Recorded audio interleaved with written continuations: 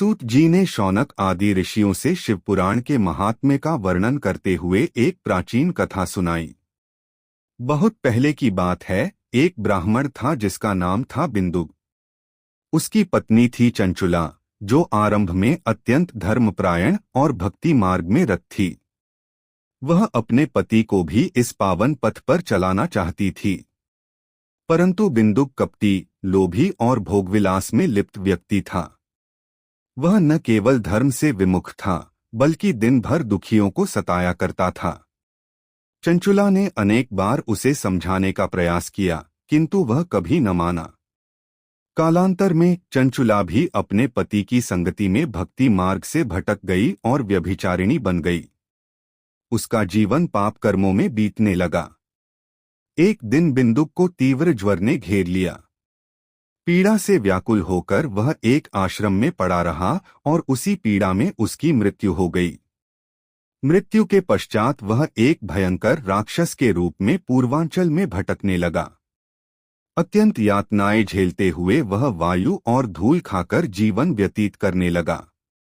कुछ समय बाद चंचुला एक ब्राह्मण के आश्रम में पहुंची, जहां शिव पुराण की कथा चल रही थी। कथा सुनकर उसके हृदय में पश्चाताप जागा और उसे अपने पापों का स्मरण हुआ। उसे यह भय सताने लगा कि कहीं उसे भी मृत्यु के पश्चात वही यातना न भोगनी पड़े जो उसके पति को मिली।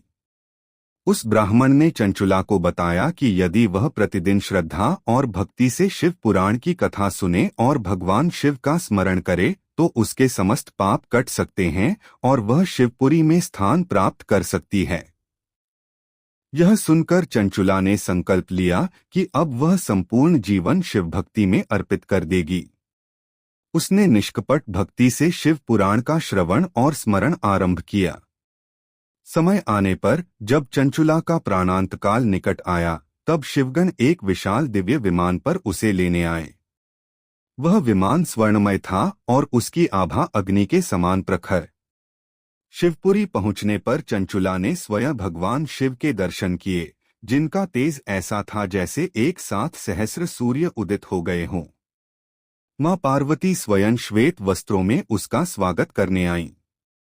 चंचुला ने प्रभु के चरणों में गिरकर कृतज्ञता व्यक्त की और शिवधाम में अपना दिव्य स्थान पाए। कथा का संदेश। यह कथा हमें सिखाती है कि चाहे जीवन में कितने भी पाप क्यों न हुए हों, यदि मन से पश्चाताप कर भक्ति भाव से शिव का स्मरण और शिव पुराण का श्रवण किया जाए तो मोक्ष प्राप्त किया जा सकता है।